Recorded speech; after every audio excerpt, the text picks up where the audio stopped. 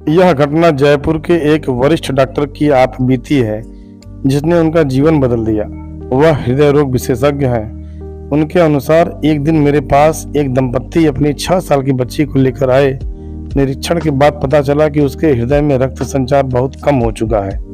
मैंने अपने साथी डॉक्टर से विचार करने के बाद उस दंपत्ति से कहा, 30% संभावना है बचने की, दिल को खोलकर ओपन हार्ट सर्जरी के बाद, नहीं तो बच्ची के पास सिर्फ 3 महीने का समय है। माता पिता भावुक होकर बोले, डॉक्टर साहब, इकलौती बिटिया है, ऑपरेशन के अलावा और कोई चारा ही नहीं है।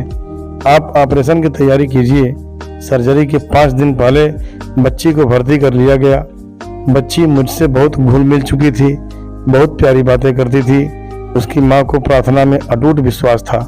वह सुबह शाम बच्ची को यह कहती, बेटी घबराना नहीं, भगवान बच्चों के हृदय में रहते हैं, वह तुम्हें कुछ नहीं होने देंगे।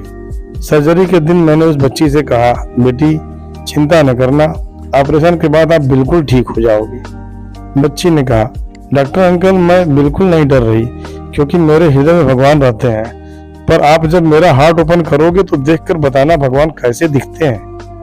मैं उसकी बात पर मुस्कुरा उठा। ऑपरेशन के दौरान पता चल गया कि कुछ नहीं हो सकता, बच्ची को बचाना असंभव है। दिल में खून का एक कतरा भी नहीं आ रहा था।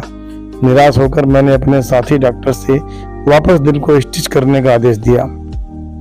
तभी मुझे बच्ची की आखिरी बात याद आई और मैं अपने रक्त भरे हाथों को जोड़कर प्रार्थना करने लगा, हे ईश्वर, मेरा सारा अनुभव तो इस बच्ची को बचाने में असमर्थ है, पर यदि आप इसके हृदय में विराजमान हो तो आप ही कुछ कीजिए। मेरी आंखों से आंसू टपक पड़े। यह मेरी पहली अश्रुपूर्ण प्रार्थना थी। इसी बीच मेरे जूनियर डॉक्टर ने मुझे कोहनी मारी।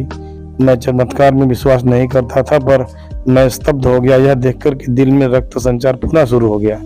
मेरे 60 साल के जीवन काल में ऐसा पहली बार हुआ था। ऑपरेशन सफल तो हो गया, पर मेरा जीवन बदल गया। होश में आने पर मैंने बच्ची से कहा, बेटा, हृदय में भगवान दिखे तो नहीं, पर यह अनुभव हो गया कि वे हृदय में मौजूद हर पल रहते हैं। इस घटना के बाद मैंने अपने ऑपरेशन थिएटर में प्रार्थना का नियम निभाना शुरू किया। मैं यह अनुरोध करता हूं कि सभी को अपने बच्चों में प्रार्थना का संस्कार डालना ही चाहिए।